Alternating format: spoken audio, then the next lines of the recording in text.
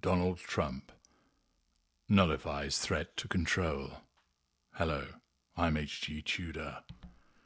Regular viewers of my work have had it drummed into them that the narcissist pursues the prime aims: control, fuel, character traits, and residual benefits.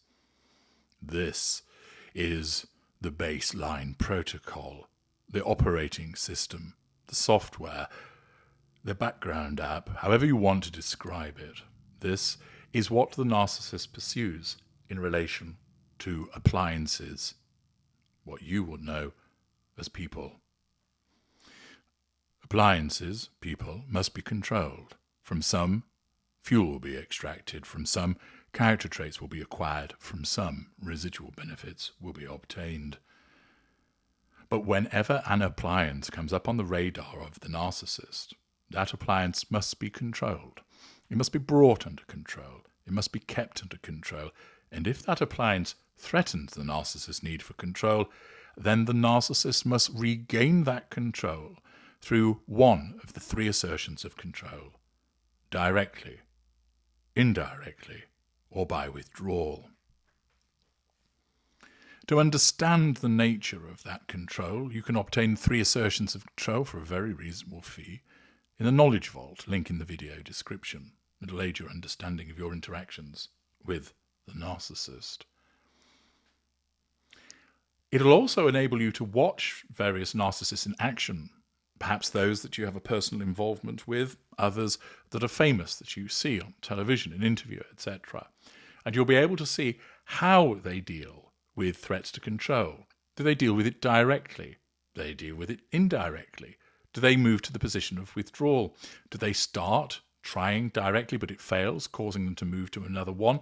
Or does the narcissism automatically go to, say, the second or third assertion of control, realizing the first won't work?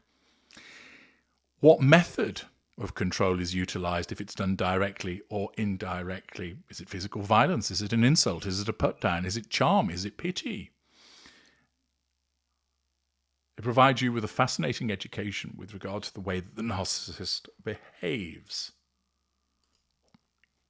Now, in relation to Donald Trump, he is an upper lesser type B narcissist, bold, bombastic, boasting, belligerent. He doesn't operate with the facade. What you see is what you get. He's direct and to the point. And we're going to see the way that he nullifies the threat to control that took place in a very public place at a rally for a number of years ago. This piece of footage has been doing the rounds most recently, and people have purported to demonstrate it as Trump being embarrassed by the behaviour of someone at a rally that took place recently. 2 points to immediately make: Trump doesn't get embarrassed, and secondly, this wasn't recent. This was back in 2018. But nevertheless, having provided that accuracy, the opportunity to see him in action allows us to understand more about the way that he nullifies the threat to control that is posed. Please watch this footage. Get him out of here. Get him out of here.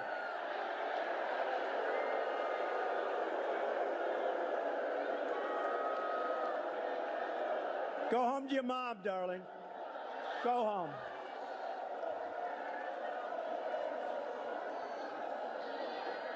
Get him out of here. Out.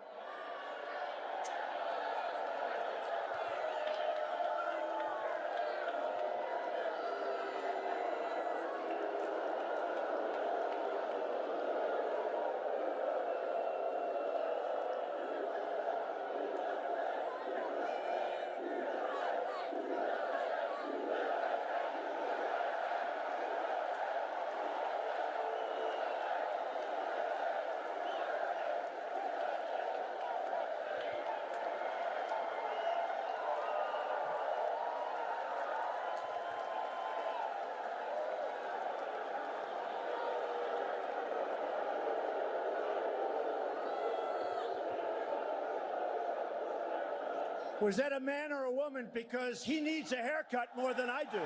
Sure. Couldn't tell. I couldn't tell. Needs a haircut. But the media never talks about the American victim. As you have seen, there is an individual in the crowd at the rally that is holding a picture of Trump with convicted paedophile and dead paedophile Jeffrey Epstein.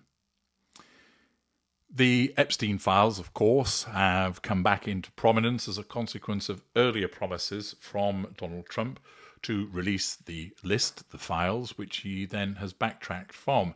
And I covered that in a video yesterday to explain what's going on there. If you haven't watched that, I'd encourage you to do so.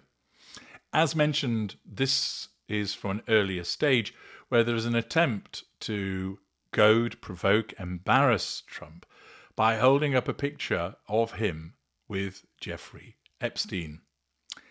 Naturally, as a consequence of the allegations and previous convictions that were associated with Jeffrey Epstein, being seen with him is identified by Trump's narcissism as a threat to control. There is a stigma associated by virtue of having an association with Epstein, and therefore, having seen somebody in the crowd holding up that picture, it is a threat to the narcissist's need for control. Accordingly, the response of Trump is to point at that individual and say, "Get him out of here." That is a direct assertion of control by him to issue an instruction to security to remove the individual and thus to nullify the threat to control.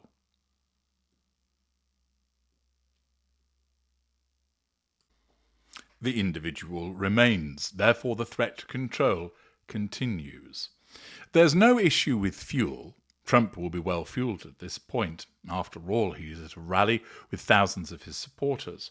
But identifying the individual holding up the picture is a threat to control. It also provides him with challenge fuel.